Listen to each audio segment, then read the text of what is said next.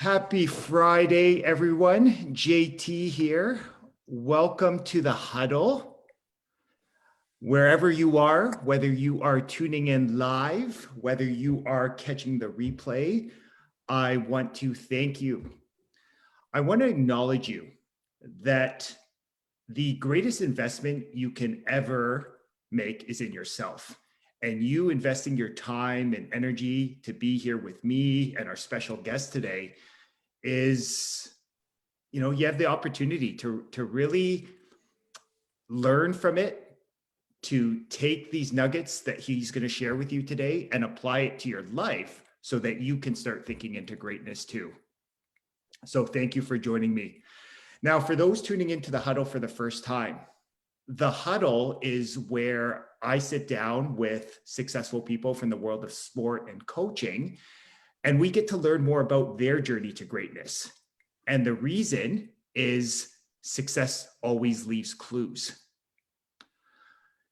I am so grateful and so enthused for my guest today. My guest today is a prominent member in the London and the provincial football community. He is the VP of the London Junior Mustangs. He is the VP of the Ontario Provincial Football League. He's also an assistant coach at the perennial provincial power, CCH, Crusader Football. And he's also a coach for my alma mater, the Western Mustangs. My guest in the huddle today is KJ Kenemy. Thanks for coming on today, brother. Thanks for having me. Looking forward to this, Justin. Thank you for what you're doing for the community. Thank you. Thank you, KJ. So for those that are joining us, because I know there's a lot of connections. So just to give everyone some context here, KJ and I actually go a ways back, right? And as big a city as London is, right, close to 400,000 people, the football community is actually pretty tight. It's actually pretty small, and it's funny how all of our connections go. So how KJ and I met was actually back in 2008, where he was a coach with the semi-pro football team there at the time, the London Silverbacks. And I decided to dust off the old cleats and put the helmet back on a few years after my university days. And KJ was, this is where I really kind of fell in love with being around KJ. Again, an amazing human being, and I think you're really going to enjoy his story today. So let's just dive right into it. So what I would love to know, KJ, is what role has sport played in your life? Like, when was there one moment where you really started to fall in love with sport or even football in particular? Yeah, well, I'm from Montreal originally. My dad loved the game of football, hockey. Obviously, a Montreal Canadian fan growing up. And the Montreal Alouettes. And so I grew up heavily involved in that. My mother kind of coined it that football was going to be my game, even though I played a lot of youth hockey. I was a goalie. I was pretty good at it. I was a little bit small, believe it or not. I was a smaller. I've had a couple of accidents over the last few years that I've kind of attributed to my size, but I was always a very small kid, like skinny and whatnot. So, I played goalie and I enjoyed that, but I love football. I just had this affinity. I remember I was born in 70, so a long time ago. But in 1977, I remember the Montreal Alouettes beat the Edmonton Eskimos in the Olympic Stadium, Junior IU, and some great names that I can kind of think back. Joe Barnes, just some great guys. But the thing about me, which was interesting, is as I grew up and I began to like the NFL, the Houston Oilers were my team, and the Montreal Expos were my baseball team. I'm telling you this for a reason. Both teams do not exist anymore. So the ironic thing as a fan is I began to like other teams and other players. And although now I'm a Ravens fan, I see the league as I'm driven by what the players do, and I enjoy watching. I don't have a problem. I had a doctor come and see me the other day, and he said, what team do you like? I said, the Ravens. He said, oh, I'm a Steelers fan. I said, it's okay. I like the Steelers too, which is weird for a Ravens fan. But, the game I fell in love with it and I started playing it. I wasn't very good at the beginning of it. I was small, playing middle linebacker for the East York Steelers. My dad moved to Toronto because he was doing a seminary there, and completely fell in love with the game. And then the next year, my dad had to take Greek in Toronto, so he sent me back to Montreal to see my mom, and met the Sun Youth Hornets, great community program, which is kind of where I met the great Earl de la Perelle. I'm not sure if some people here might know him. He passed away a couple of years ago, but he was my first mentor. Him and Bob Moranowitz, they took me under their wing, and I ended up moving in back to Montreal with my mom, and became a quarterback, and had some success. The game of football, I'll tell people I love the game of football. It's never going to love you back. And so you have to understand that. But as a youth, that's where it all came from. And then, ended up going to the University of Ottawa. Before Ottawa, I went to Brockville, had some success there. My dad was living there and was a top recruit coming out of high school, but didn't get to finish university. I went to school to play football. And I'll tell you one thing, Justin, it might be a little bit different than some of the guys you meet, or maybe some similar, but I've come through things on the kind of the hard way. I'm hard-headed at times. I've learned to humble myself over the years, and that's part of where my training has come in is to understand that I don't know everything. And I ended up leaving Ottawa U after 2.5 years with not even getting on the field, not even being successful in school. Came to London. I met my beautiful wife, my bride, Michelle, and started running flag football leagues. That's where I met all the guys before the Silverbacks started. So when Alan Lazar came and the semi-pro opportunity, I coached a year in the LMFA. That was fun, great experience. Love coaching the young kids. But then when the semi-pro thing came about, I thought, wow, this is great. And you came in 2008, and that was the year we lost. We were ranked 4th out of 128 teams in North America. We had guys like yourself, Steve Pinella, Sean Campbell, Darren Isaac, Dave Martin, Hercules from Ali Tamba, Mo Cham. I mean, the names are endless. I'm sure I'm missing a whole bunch of them. But what an experience that was to coach at that level. And then I was able to give back to coach also at Saunders. So one of the things about me, just to kind of let you know, is I've been in a couple of major accidents, bus accident 2009 with the Silverbacks.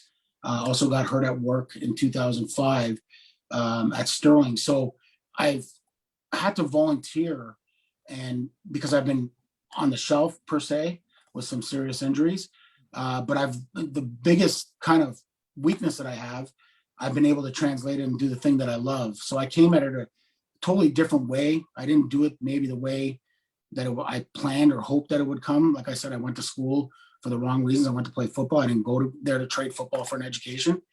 And here I am today. So I've had a lot of people believe in me, mentor me. I think it's important that you have mentors in your life. I've had, Danny Valente, Mike Valenza, Mike Cercelli, Mike Stenning. I just had so many great people in my life. Coach Marshall, which I'm just blessed. I just help there, Justin. I'm like a fly in the wall, just trying to get all the information I possibly can. They've got a great offensive coordinator, Gaetan Richard, and Matt Snyder's there, Coach Gleason. So I've been blessed. I mean, here I came from a place like in Montreal where it was a mecca with Sun Youth, and I've been able to kind of do that here, and I'm blessed. But I came from a place of some hurt, some despair. I've got a great wife that stood by me 110% through many trials and tribulations and mistakes that I've made. And what I've learned is that, it's all about relationships, wins and losses. And I hate losing. I've told you that many times, but it's all about relationships. And I'm so glad to be able to share here today. Thank you so much for sharing. And what I really got from that, and what I heard from you was, and you summed it up well, was just it's always been about relationships for you.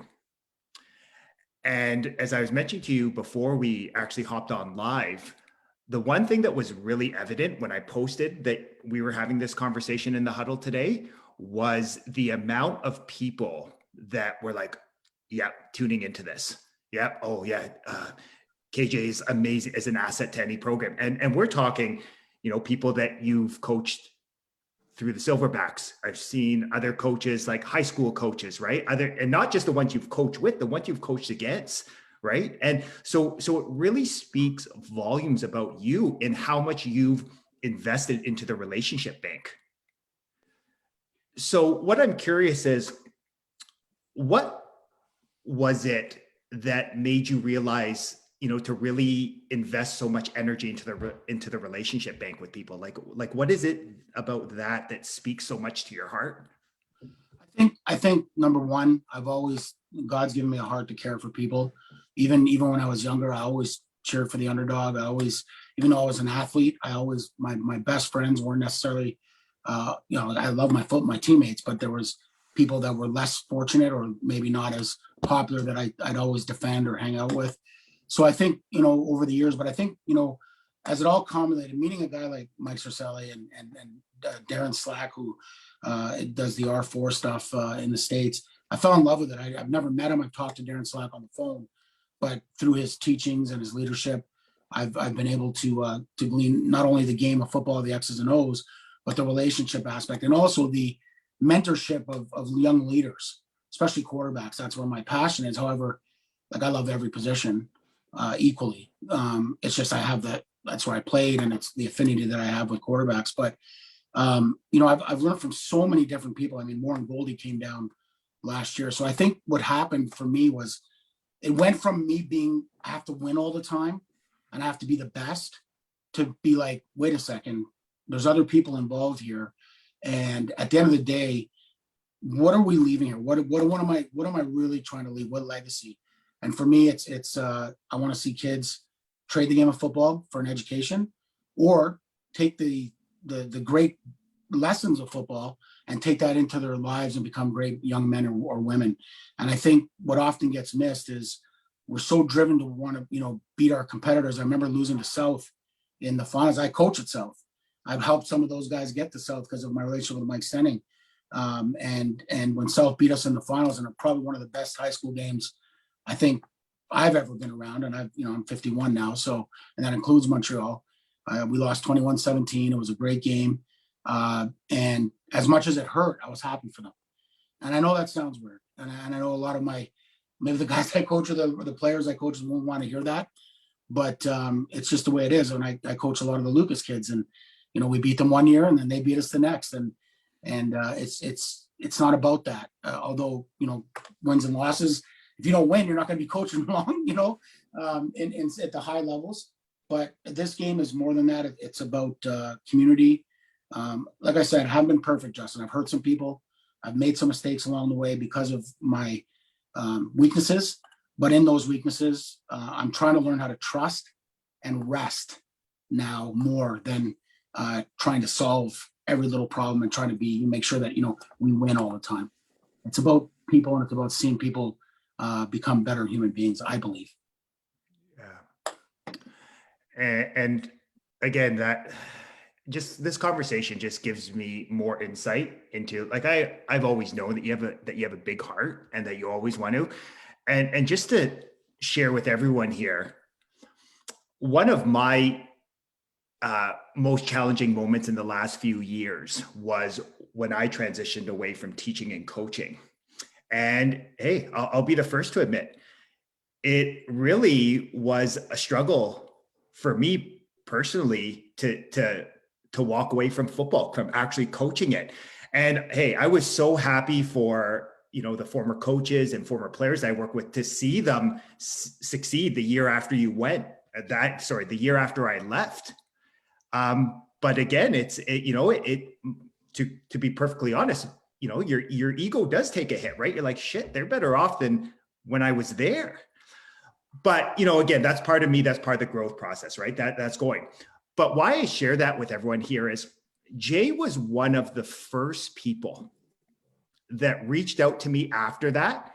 And he was the first one that I want you to know that is a testament to the work you put in before, right? That you helped. And again, I was just part of the process, but he reached out and was one of the only people that reached out to me and said, you know what, that's as much, like, celebrate the fact that you had a helping hand there. He didn't have to do that. Yeah. But that, Jay, I just want to share that with you, speaks volumes about who you are, your character, but also how much that meant to me, just that you took the time to acknowledge and recognize, that. And I don't know, it just meant so much to me. So I just wanted to thank you for that and just being an amazing human being. Well, I appreciate that. And again, when you're around, I remember in the Yates Cup a few years ago when, and we were talking earlier about Scott Hutter. I got to meet him this last, during COVID. He was a great help to us, a great Lucas grad. But I remember Coach Marshall when they lost the Yates, when Laurier came back, and I expected him to be upset in his post game. When he was going to give his post game interview, and just the humility, how much he talked about loving his players, it just spoke volumes to me, right? And I actually got to do an interview for him for Western Radio after that, and for the OPFL, and just those type of people, Mike Cercelli, Mark Howard, all these different guys, Dave Martin. I know a lot of people say Dave's intense, but when you really get down to brass and you really get to understand people and get to know what they're really about, I think the great thing about a leader is when he leaves, how successful did he leave where he left from? And I think that's what you did at Lucas. And I think we're all going to leave the game at one point. And some of these guys, they've moved on to other schools, but they've left a legacy here. Do you know what I'm saying? Yeah. And I remember when we did win the one game against you in that game, I felt for you, man, because I know I've been there, right? It's not an easy thing. You put all that work in, and you had such a great, talented team. I remember we prepared for you guys like I've never prepared for anyone in my life. I mean, we were, I don't know, man. It was crazy. It was like Matt Snyder said, they prepared for us the one year when we lost. But to see them come through, to see a kid like your quarterback, someone who I met, back in Pee Wee, and he ended up being a soccer player, and seeing him, Jake, with being able to lead his team to a championship, and it was against me, so that was even harder. But I felt for my guys, obviously. You always do. But yeah, I think that's what it's about. And I think that I was talking to Steve Snyder, Matt Snyder's brother, and he was doing some recruiting down here. And man, this game's more than wins and losses, man. It's about the people and the people you meet and those lifetime relationships that you have for the rest of your life. And so, what better place? But now we don't have football. What do we do? So that's it's tough, because for me it's been my identity. You talked about leaving, and I've been challenged, to be honest. And with the OPFL, we're trying to always be ready and planning, and you have all these meetings and we're not doing anything. Tough for guys like ourselves. Well, you bring up a great point that, what does it mean to be a leader? And I love that you were alluding to a true leader is someone who leaves people better off than before they got there. Right. And that was something that I have had to find joy in, right? Is that, hey, and again, we all have our moments, like you said, where, you kind of, the ego kicks in and you don't leave people off feeling very good. But, I firmly believe that the true love, joy, and peace in life is when, you get those, opportunities to really have a positive impact on people. Right. And then you never know where that impact comes from. It might come down, 5, 10, 15, 20 years down the road, but just leaving people off better than when you got there is such a valuable lesson. So thank you for sharing that with all of us. Yeah. Yeah. I remember JP Cercelli, who coached us to back-to-back championships in the OPFL. One thing he told me, says, the more games you coach, the more you're going to experience loss. And that was a testament to me. He gave a speech before, I don't know if you remember seeing it, but it was a speech before a championship. Yeah, I've never seen a speech like that, man. It kind of, just the reason why he coaches and the reason why he does this. And it's, yeah, we want to win football games for sure. Come on. Let's be honest. What are we doing? But at the end of the day, it's incredible that you meet and like you said, the relationships and the leadership qualities that you glean from other people. Now, when I was younger, I wasn't so open to that, because all I was thinking about is I want to win. I want to beat that guy. But that becomes like almost not a healthy situation. You know what I mean? Because when you lose, it becomes you almost feel like you're gonna, jump off the line. Every year when the season ends, Justin, I pop a bottle of something. I won't get into it, but and I'm not a drinker per se. And I start singing the Jaws song when they're on the boat, showing me the way to go home. And I to some close friends, I'll send them a little rendition of me singing it. So that's kind of how I end every season. Okay. But the great thing is, and this is something I learned from Sun Youth, is that there's always a tomorrow. And I learned this from a place, Team Challenge, a place that I worked at and I went to. There's always tomorrow. Today is past, move forward.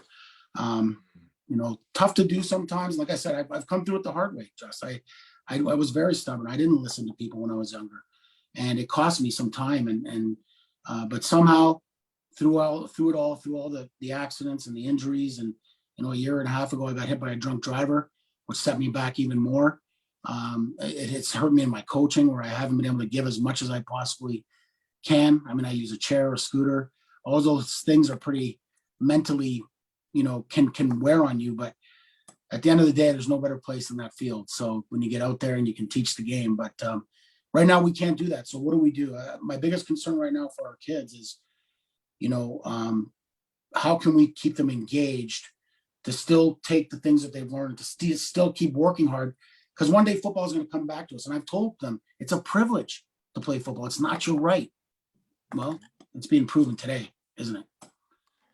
Yeah. And it's interesting that you talked about one of the best parts of what, like I think when we're all young, we're a little bit more closed-minded, right? Like I think back to when I first started coaching, over 20 years ago, I was like, shit, like I played university ball, like I can do this. And so like, it's just my way or the highway, right? But as we get older, we start to get more open-minded. We start to realize that, hey, we can learn more from the other coaches we're around, coaching with, coaching against, or even I felt by the end of my career, I was learning more from my players, right? Yes. Than I was for myself. But it always goes back to so I coach with Todd McKay, who we both know for a long time. Like Todd and I coached together for over 15 years. And one of Todd's favorite sayings was, sport doesn't just build character, it reveals character. For sure. So I'm curious, like what to you, like sport or football per se, how can that help build character? Like what is something that you've seen it do over the years that really helps people, especially during interesting times like now? I think there needs to be a revelation to come to people about what you just said. And Todd, I love that saying, reveals character. You have to be careful that it's not a pain management thing. And for me, someone who's been dealing with pain, losing affected me in such a way, Justin, that was, it wasn't good character. You know what I mean?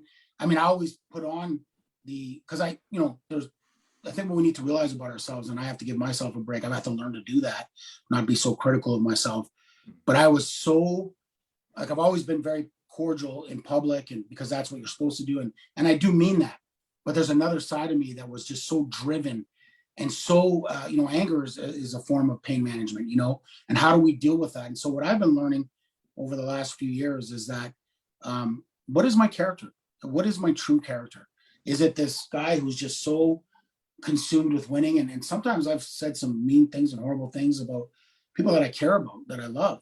And I've had to learn, to kind of, and some of that comes from, being, having a brain injury and all that kind of stuff. But you can make all those excuses, right, Justin, and get away with it. Well, I've got this crutch and that crutch. At the end of the day, you're responsible for what you say, and you have to try and make things right when you can. And I think the great thing about what Todd's saying is that, man, even if you fail today in your character, you can get better, but you got to find the right people to surround yourself with to do that.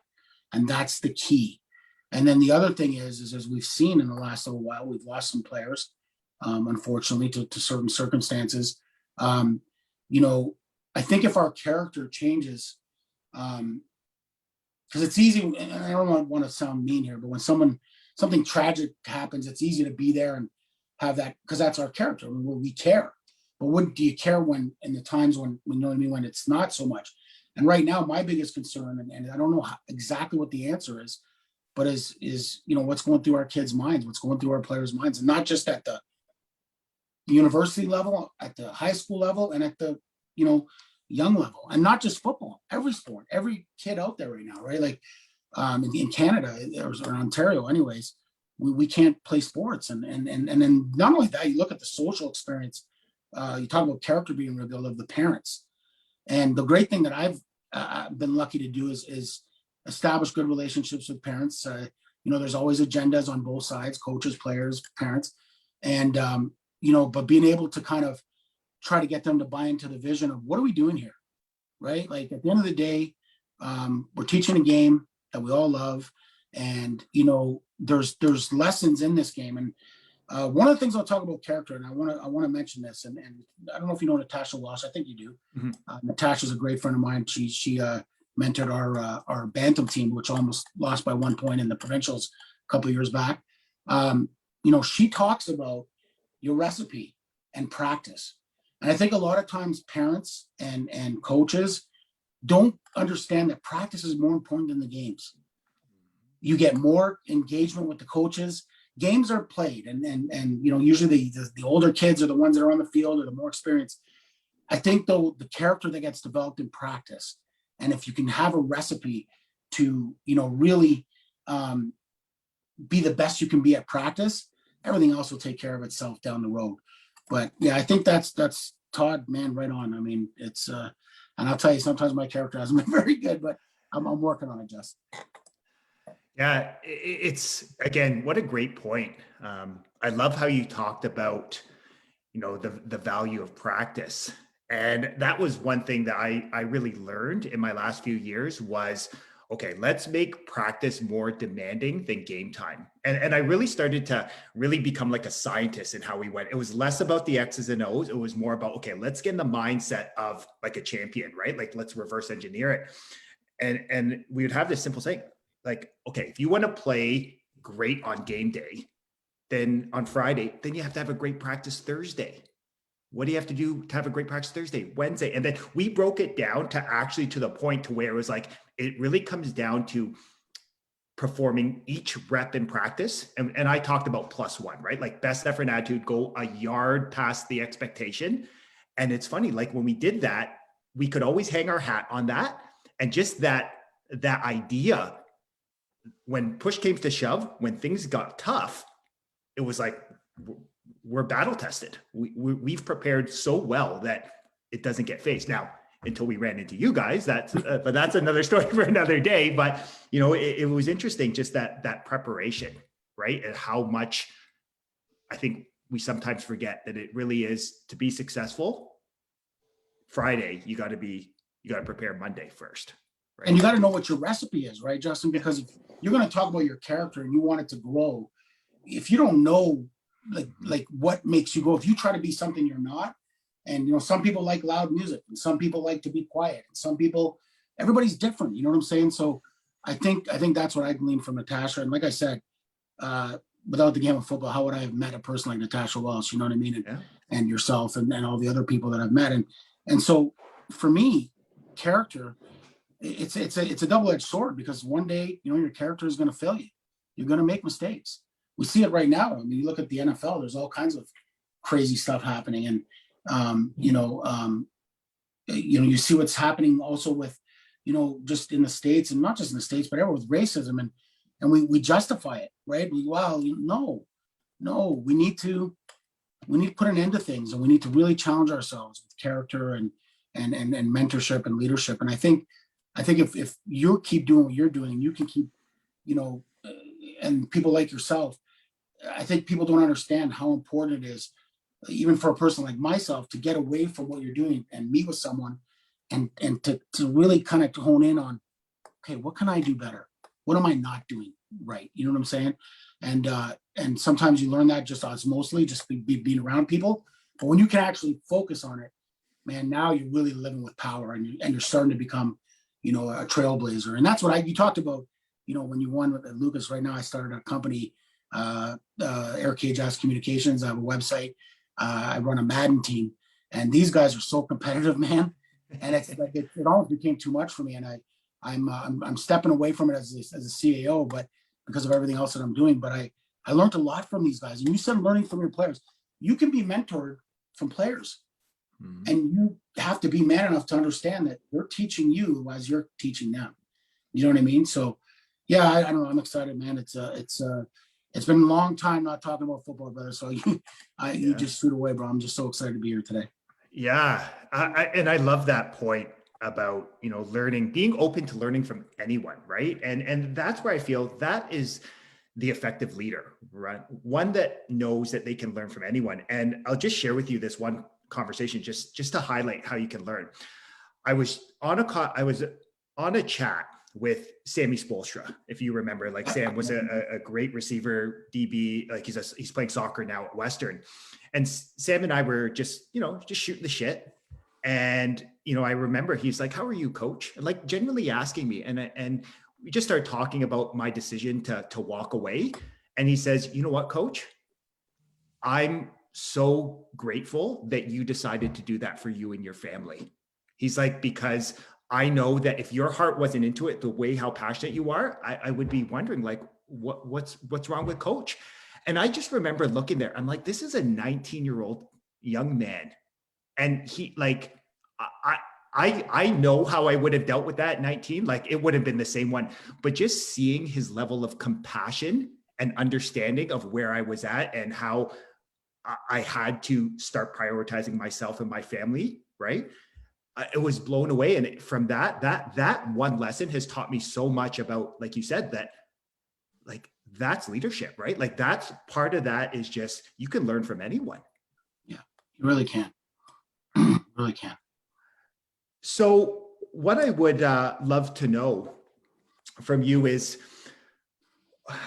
what, you run a fairly large organization, right? Like, you're in a big leadership role where, with the league, with the Ontario Provincial Football League, with the London Junior Mustangs. What do you think sport needs right now? Like, what, if you could wave the magic wand, how can we use sport right now to really support young people and other people? Because, as we both know, there's a lot of people that are struggling because their identity, their purpose has, it's just, they're not able to. What can we do right now to support people that are struggling? I think first off, if we just look at the pandemic in general, okay, what did it do? Forced us to focus on our families. It forced us to do things. And my uncle is the reason why I've been able to do this, because he was with us for the last 9 years. He passed away in November, 87 years old. Uncle Louis, love you. But having someone like him in my life, but having to go through him dying of cancer and in the pandemic and all that kind of stuff, I wouldn't have been there if I had sport. So let me just go back here and say, I think when we come back to sport, we need to remember that sport's important, but so is family time. And how do you do that? You look at the Buccaneers, they've got the most women on staff. They don't allow their coaches to miss their kids' sporting events, stuff like that. Like maybe we need to start relooking about how we do this. That's on an organizational level.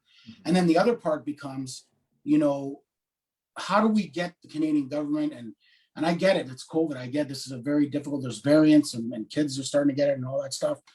But how do we make them impress on them that this game is, our sporting is important into what, because here's the problem. 5 years from now, if let's say there's no sports for 5 years, heaven forbid, where are these kids going to be 10 years from now? And that's what the statistics need to look out. So I think right now for sport, we have to come together as a community. There's a lot of division in Ontario, and division is really just not understanding each other. And if we just get together and sit down and try to put aside our agendas and say what's best for the kids. I understand and we're a hockey nation, so it's tough. And we didn't have, if you don't have hockey, they're going to let us play football. Like, I don't think so, right? So it's a tough situation. And I know, you look at the OHL. I mean, my goodness, that's one of our biggest things.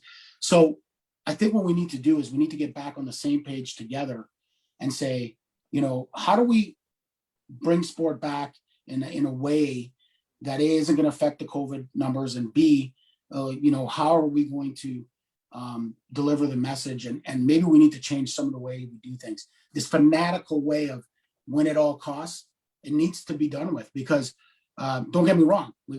Winning is why we play the sport. And I'm not one of these guys that believes in giving everybody trophies and all that stuff.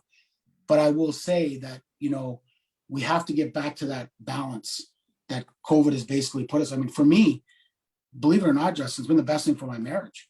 Like I've been able to really get to know my wife on a deeper level. And, we've been married for almost 25 years. So, it's just that balance, I guess. And I think that's balance would be the one. And then again, I guess the other thing is put our agendas aside. Let's come together for the kids and let's make the right decisions to get them back on the field. We did a flag football last year, and I don't believe we had any cases from flag football. So, and I'm thinking the states are running sports and there's not but we need those statistics and we need them to get out there. I don't know if that answers your question. Yeah, no, it does. And what I really got from you was, getting a clear purpose, right? That it's about the kids, right? And giving them there. And really it's about collaboration, right? It's about collaborating so that we can sort of grow and evolve from, this interesting time, but then just adapt. And I even think of this transition period as kind of, 10 years ago when this, or less than 10 years ago, when the safe contact stuff started to come in, the game adapted, right? Yeah. And we started to become aware about, the head injuries and the game evolved and it adapted. And you know what? As much as I'm a purist, like, hey, it is about keeping people healthy and well, because, as we know it, at the end of the day, by 40, like we want people to be able to play with their kids and looking back and going, yeah, the game gave me so much. Yeah, and when you say it's about the kids, I think there's a misnomer that we got to really get out of the way. If it's about the kids, then it's also about the parents. It's also about the coaches. It's about the officials, how we respect them. Yeah. You know what I mean? I think, when you look back to youth hockey particularly, and even football, some of the ways some of the parents have acted, fighting and racist stuff going on and, calling each other names. And the sports were becoming almost too important. Do you know what I'm saying? Like, don't get me wrong. I mean, like, I love sports. I'm not going to, but I also see the bad side of it. And I think we need to re-educate our parents. We need to re-educate our coaches and players on how to deal with officials. And I think, and we also have to work with the officials a little more and allow them. What we do with the Junior Mustangs is I give them our film. They're head guys. They have access to our film and and we talk about things during the week. And they invited me to the referees party at the end of the year. And I had a blast. I mean, these guys were telling stories after they, I remember they mentioned at the end of the thing, they talked about the party. One of the refs said, "Hey, thanks for not getting mad at me for when we threw your one player out of the game in the high school championship against Lucas." And I said, "Hey man, own your call. And it's part of the game. I don't worry about that stuff after the fact." I did say I'm not sure it was a great call, but I didn't say that on the day of the game. But at the end of the day, man, it's about the community and we want to create more refs coming out. How are we going to do that if all we do is berate the referees? So it's about the kids, but it's about the whole sport as a whole and how and I think oftentimes parents we have to look at the fact that they're the ones paying the bill. So how do we educate them and come alongside them and have them have a good experience too? I think that gets missed, especially as you get higher up in the competitive levels. No, and I love that. I love that you expanded that because it's so important, right? That it becomes sort of like, for better lack of term, like a global community, right? Where we engage all the stakeholders. And if you really think about any challenge that we have, and I see this right now with my kids in their school, really at the end of the day, what we just need to do is we need to stop, we need to take a breath, and we need to bring, like you said, the kids, the parents, the teachers, the school boards, right? The Ministry of Education, the community, and just say, okay, yes, interesting time, but let's figure out how do we work together to move forward from this. Like, I love that simplicity of that message, KJ. No, well, I mean, I'm a pretty simple guy. So I'm curious, what is it that you want to see moving forward here? I know one thing we've talked about is how do we collaborate to use, how do we bring more mentorship? How do we bring more leadership? How do we make that more of a focus in sports moving forward? Like, is that something that you're trying to do? I know we've talked about with the London Junior Mustangs. Is that something that you're also trying to do at the provincial level? Like, is this like a big focus? Yeah, so at the OPFL level, we've created an athlete development team. And what we've done there is we're basically taking it right down from our youth programs, which is Tyke and Adam, and how do we teach mentorship there, leadership qualities, and there it's more, have fun, engage the parents early, teach them the rules of the game, teach them how to respect referees. Then when Bantam and Pee Wee, we get a little bit more into the competitive aspects of things, and how do we teach, giving back to the sport at that point. At the JV and varsity level, and we've talked with Western and Coach Marshall, and the Junior Mustangs are in talks as well. This mentorship program from the players, from the Western players, right down through our program. And then our JV and varsities, we've seen kids like Ethan Martin over at Queens working with the autism. They're doing a great job over there, giving back to the community. It's so important because, like in a pandemic, we're kind of thinking inwards because we're all in our houses by ourselves. We're thinking, oh, poor me, or how come this is affecting me. But when you have opportunities to share and do things for other people, that's where you can really truly be free of the me trap. And so I think, we look at Curtis Western did a sock drive in the fall. You know what I mean? So what we're trying to do in the OPFL is we're not just trying to look at mentorship. We're looking at nutrition. We're looking at, education. And then we're also looking at mentorship. And we're trying to really build. We've got some great things. Love to have some input from you, Justin, if you have time to come out to one of our meetings and kind of help us with the mentorship end of things. And it's collaborating with people like yourself and allowing you to come in to our programs. And Natasha, I'll tell you, man, and a lot of times people don't understand like there's a cost to these things, but you know what? We have to do it, because if not, then it's just about, surviving. And I'm not looking to just survive. I want to flourish. I want to see our kids, attain the mountaintops and their dreams and all the things that are before them. And I think that's where it needs to go to. But again, it's Rome wasn't built in a day, and we're only two people here. So the more people that buy into this, then I think we'll get to a place where sport can be, especially, you look at the States, John, look at the States, look how they support their high schools. And people say, well, why, but that's the reason, because it's community, and we need to remember that. So. Yeah, I think back to some of the experiences of traveling down to play those exhibition games in the States. Yeah, it's a town, event. Or even, I look at, you are part of at CCH, one of traditionally like nationally strong high schools. You guys have a great tradition. I know coming, in my short time at Lucas, why it was there is people like Coach Samways, right? And other coaches that have built, right, that legacy, right? And like you said, that tradition there. So it's it's an important reminder on the power of community. So the last thing I would love to ask you, KJ, is, as we've talked about, right? It's an interesting time, to say the least, right? There are people that are struggling right now. What would you have to say to someone maybe that's going through a difficult time? Maybe, their health is, they're really struggling because the gyms are closed. Maybe they're going through a transition in their career. Maybe their finances have really taken a hit, just with everything going on. What is one piece of advice you would have for them, just so that, maybe they're just knocked down and they just don't know where to start, just to take that one step to create some positive momentum? What would be that one action they can take today to get the ball rolling again?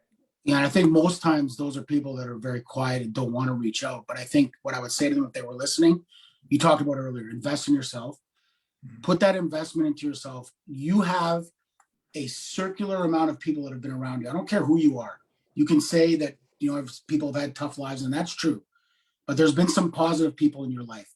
Reach out to them, send them an email, ask them how they're doing. Don't make it all about what you're going through. Understand the trap of this pandemic. And I struggle with it, Jess, so I'm not perfect with this. And if it wasn't for people like you and, Coach Rosselli and Gaetan and all the different people that I have in my life, Matt and Dave, and Dave calls me on a regular basis to make sure I'm still functioning. Sean Campbell. If it wasn't for these people in my life, I don't know where I'd be right now. You know what I'm saying? Because it's tough. I'm not doing what I love, but then I can do what I love. I'm doing it today. I met with a young gentleman this week. We went over some film. Reach out. People care. Your coaches care. I think oftentimes people think that it has to be the other way around. The coaches have to reach out, or the players that maybe you met a player at Western and developed a relationship, and that's what we're going to try to cultivate over the next little while. But there's people in your life that care. If it's a big brother, a sister, an uncle, an aunt, reach out to them. Say, hey, you know what? I'm struggling today. I'm really down. This pandemic's got me down. And then make a plan. Have a plan, and shoot for something. You're off for a month right now. If it means that maybe it's as simple as you want to do 50 push-ups in a minute, then do that. That's what it's got to come down to. I've got therapy later today, and she's going to kick my butt and try to get me, better than I was, earlier today. And I got to just trust her, and she's the plan lady. So but again, I just think don't get internalized, because the trap is this: if you just focus on your pain management will take over, and you're going to make mistakes. I use the acronym HALT: hungry, angry, lonely, tired. And if you're hungry, playing too many video games, you're going to get angry. You're going to feel alone if you start losing or you're not doing well at these video games. Then you're going to get tired, and then you're going to, the acronym is sin, but you're going to make a mistake, or you're going to do something that you might regret, or say something. I'm guilty of it. So, HALT means stop, get some food into you, talk to someone, and hey, man, by all means, I know this. If you need to, reach out to me. I'm on Facebook. Even if I don't know you, I'll do my best to point you in the right direction. So, but again, all that stuff is great. But at the end of the day, there's some hurting people, and I just want to pray for them and say, that God would keep His hands upon us in this time, and just give us the courage to get through this pandemic. And one of the things I'll say to you, Justin, and I was a proponent against this at the beginning of the pandemic, because I was a little skeptical, but I was out yesterday getting some meds from Shoppers Drug Mart, and it was packed out there. Guys, we're on a lockdown. Follow it, and who knows where we'll be at the end of the month. Maybe we'll be in a better situation. Please, if you're listening, I know it sucks. I hate, but anyways, I could talk forever about it, Justin. The bottom line is, if you're out there and you need to talk to someone, please do it.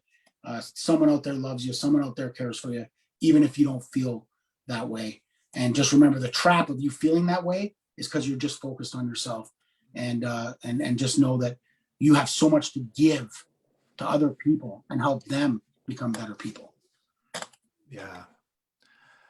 That's such great advice, KJ. And really what comes up for me is, I often share, people, like to ask me, what does it mean to live a great life? What does it mean to live I think you are a testament to what it means to live a rich life. And it's really being connected to your gifts, your talents, and your abilities. And again, your big heart, your ability to give back, right? And when you use those gifts, those talents and abilities in service of others, that to me is what a rich life is. So I want to acknowledge you for choosing to be that shining light in the voice, in the lives of so many, young men today, but so many men out there, so many dads, right? So many husbands. Young women too. Remember, we got to get them playing football too. Yeah. And how do I know that, Jay? Because you, as I shared with you, you gave me a second chance after, my university career was done, and I'll be forever, indebted for you giving me that opportunity. So thank you for that, brother. Thank you. Okay. So here's I actually just have one other idea that I want to ask you. How can we help or be of service of what you're growing? How can people get connected to you? How can they help or support you in what you're growing? LondonJuniorMustangs.com, OPFL.com. If you have any ideas, if you have, I've been mulling over ideas are important. So if you have an idea, if you want to share, you need me to talk to someone, give me a reach out to me there, and I'll definitely do that. And like you said, and I really appreciate those kind words, but man, if it wasn't for people like, and we haven't talked too much about women, but the women in our community are amazing. I look at, Sharon Braid, Kim Stoddard, my wife, these people, the men and women that we have in our lives allow us to be who we can be if we allow them to speak into our lives. So, please reach out, understand that we're trying to build youth sport. I know there's a disconnect right now. I know what the OPFL leaving the OFA. We're trying to work through that, but to understand that, whatever your thoughts or ideas might be, we'll definitely take them into account. Yeah. No, thank you. And I'll be sure to share this all in the description there. So any of you that want to get connected to Jay with your ideas, again, he's got a open heart and open mind. So reach out to him. Right. Well, thanks everyone for joining us in the huddle today. I hope that you found at least one thing. I know I'm walking over here with I feel like my tool belt is completely filled with all these nuggets here. And thank you again, KJ, for joining us in the huddle today. Thank you so much for having me, and good luck, Jess. Yeah, thanks everyone, and have an amazing rest of your Friday.